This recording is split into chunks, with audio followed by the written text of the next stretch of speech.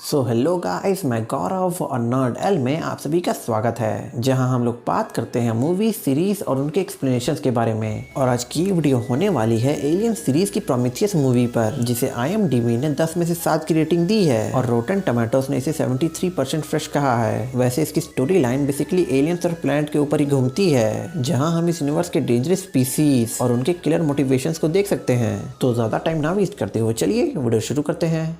So guys, movie की starting होती है कई हजार साल पुरानी पृथ्वी से, जहां अभी तक लाइफ का कोई भी प्रेजेंस नहीं है। लेकिन उसी में एक झरने के पास हम एक स्पेसशिप को देखते हैं और साथ ही एक ह्यूमन लाइक एलियन को भी, जो एक ब्लैक लिक्विड पीता है और देखते देखते उसकी बॉडी डिसइंटीग्रेट होने लगती है, जिसके बाद उसकी बॉडी का हर एक पार्टिकल उसी झरने के पानी में मिल जाता है। लेकिन तभी उसके वही डिसइंटीग्रेटेड पार्टिकल्स DNA का रूप ले लेते हैं और पृथ्वी पर लाइफ की शुरुआत करते हैं। जिसके बाद कई हजारों साल बाद सन 2089 में आर्कियोलॉजिस्ट एलिजाबेथ शॉ और चार्ली हॉलोवे को एक गुफा में कुछ पुरानी पिक्चर्स मिलती हैं, जिन्हें हजारों साल पहले लोगों ने बनाया था। और उन पिक्चर्स को देखकर उन्हें पता चलता है कि ये एक नक्शा है जो सीधे इंजीनियर्स को दर्शाता है, और वो इंजीनियर्स चाहते हैं कि इंसान उन्हें ढूंढे। सो गाइस, इस मूवी में इंजीनियर्स ह्यूमंस के क्रिएटर को कहा गया है, जिन्होंने पृथ्वी पर लाइफ की शुरुआत की, यानी कि एक झरने वाला एलियन। और इसी के बाद हम प्रोमीथियस नाम की एक शिप को देखते हैं, जो उसी प्लैनेट की तरफ जा रही है जहां वो पिक्चर्स इशारा कर रही थी।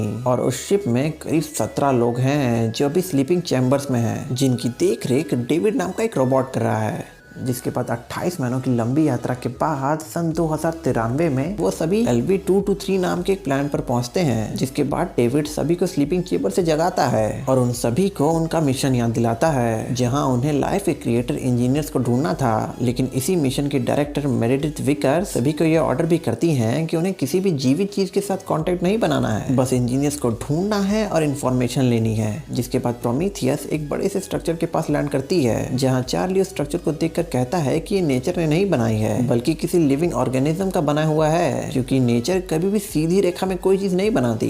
जिसके बाद वो सभी स्पेस सूट पहनते हैं और उस स्ट्रक्चर के अंदर जाते हैं, जहां ड्रोन स्कैनर की हेल्प से उन्हें उस स्ट्रक्चर का पूरा स्कैन मिलता है। लेकिन उस स्ट्रक्चर के अंदर घुसते ही अंदर का माहौल बदल जाता है और वो सभी वहां सांस लेने लगते हैं। और वहीं उन्हें कई तरह के मटके मिलते हैं और आगे जाते ही उन्हें एक होलोग्राम भी दिखता है, जिसमें कुछ लोग एक गेट की तरफ भाग रहे थे, लेकिन एक आदमी वहीं गिर जाता है और वो गेट उस आदमी के ऊपर आकर बंद हो जाता है। जिसके बाद शॉ, चार्ली, डेविड और सभी उस गेट की तरफ जाते हैं, जहां उन्हें सच में एक बॉडी मिलती है और उसकी दूसरी तरफ एक कटा हुआ सर। लेकिन तभी उन्हें प्रोमीथियस पर वापस आने का ऑर्डर मिलता है, क्योंकि वहां एक बड़ा सा तूफान आने वाला था। जिसके बाद वो सभी प्रोमीथियस की तरफ लौटने लगते हैं, लेकिन लौटते समय डेविड उन मटकों में से एक मटका उठा लेता है, जिनके अंदर से अब एक काले कलर का लिक्विड निकल रहा था। लेकिन जब वो सभी प्रोमीथियस शिप पर पहुंचते हैं तो उन्हें पता चलता है कि मिलबर्न और फायरफील्ड रास्ता भटकने की वजह से शिप पर नहीं आ पाए। जिसके बाद कैप्टन उन दोनों को वहीं रहने का ऑर्डर करता है, तब तक जब तक तूफान ठहर ना जाए। जिसके बाद इधर शिप में शॉ उस एलियन के सर और ह्यूमंस के DNA को मिलाकर देखती है, जहां उन दोनों का DNA सेम आता है, यानी कि ये सच में इंजीनियर्स ही हैं। और इधर डेविड उन मटकों की जांच कर रहा होता है, जहां उसे पता चलता है कि इन मटकों में DNA है, जो एक नई तरह की स्पीशीज बना सकता है। जिसके बाद डेविड उस DNA का थोड़ा सा हिस्सा चार्ली के ड्रिंक में मिलाकर उसे पिला देता है, क्योंकि उसे चार्ली पसंद नहीं था। और इसके साथ ही वो ये भी देखना चाहता था कि ये DNA किसी भी ह्यूमन बॉडी पर क्या असर करेगा। जिसके बाद रात में चार्ली और शॉ इंटीमेट रिलेशनशिप बनाते हैं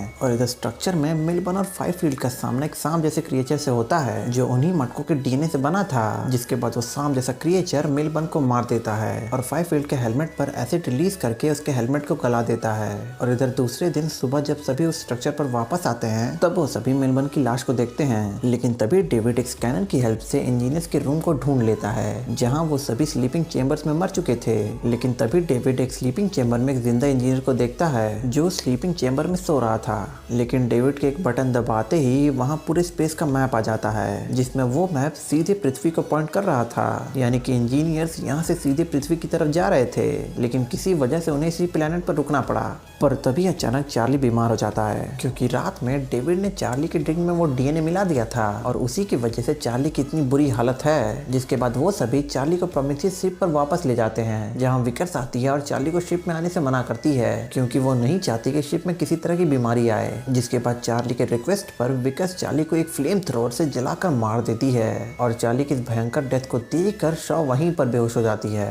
पर जब वो उठती है तब डेविड उसे बताता है कि वो 3 महीने की प्रेग्नेंट है, लेकिन शॉ को डेविड की इस बात पर यकीन नहीं होता क्योंकि वो स्टेराइल है, यानी कि वो कभी भी मां नहीं बन सकती। और वैसे भी वो 28 महीनों तक स्लीपिंग चेम्बर्स में ही थी और कल रात ही वो चार्ली के साथ इंटीमेट हुई, तो इतनी जल्दी वो प्रेग्नेंट कैसे हो गई। जिसके बाद शॉ एक सर्जरी टेबल के पास जाती है जिसमें हर एक मेडिकल इक्विपमेंट मौजूद था, जहां स्कैन से शॉ को पता चलता है कि उसके पेट में सच में एक बच्चा है। जिसके बाद वो सर्जरी टेबल कुछ मशीन्स की हेल्प से शॉ का ऑपरेशन करती है, जिसमें हम टेक्नोलॉजी का एक बहुत ही हाईली एडवांस रूप देख सकते हैं। लेकिन जब ऑपरेशन के बाद शॉ का वो बच्चा बाहर आता है तब वो किसी ह्यूमन जैसा नहीं दिख रहा था, बल्कि एक नई एलियन स्पीशीज की तरह था, जिसे देखकर शॉ उसे उसी रूम में बंद करके वहां से भाग जाती है। और भागते भागते उसकी मुलाकात वेलेंट कॉर्पोरेशन के हेड पीटर वेलेंट से होती है, जहां वो शॉ को बताते हैं कि वो इंजीनियर से मिलना चाहते थे ताकि इंजीनियर्स उन्हें बढ़ती उम्र और मौत से बचा सकें। लेकिन तभी इधर फायरफील्ड, जो अब किसी और तरह का एक खतरनाक जीव बन चुका है, वो शिप पर अटैक करके कई लोगों को मार देता है। लेकिन तभी शिप का कैप्टन जेनिक वहां आकर फायरफील्ड को जला देता है और फिर जेनिक सभी को बताता है कि ये कोई स्ट्रक्चर नहीं है बल्कि एक एलियन शिप है जिसमें कई तरह के जैविक हथियार हैं, इसीलिए हमें घर पर वापस जाना चाहिए। लेकिन पीटर वेलैंड, शॉ, डेविड और कुछ साइंटिस्ट फिर से उस जिंदा इंजीनियर से मिलने जाते हैं और उसे जगाने की कोशिश करते हैं, जहां जाकर वो इंजीनियर डेविड का सर उखाड़कर वेलैंड और उसकी पूरी टीम को मार देता है, जिसे देखकर शॉ वहां से बाहर की तरफ भागती है। और इधर वो इंजीनियर अपनी शिप को एक्टिवेट करता है और पृथ्वी की तरफ निकलने लगता है। जिसके बाद कॉम सिग्नल पर डेविड, जिसका सर अब उखड़ चुका है, वो शॉ को बताता है कि ये इंजीनियर पृथ्वी को तबाह करना चाहता है, इसीलिए वो पृथ्वी पर उन मटकों में भरा जैविक हथियार छोड़ देगा।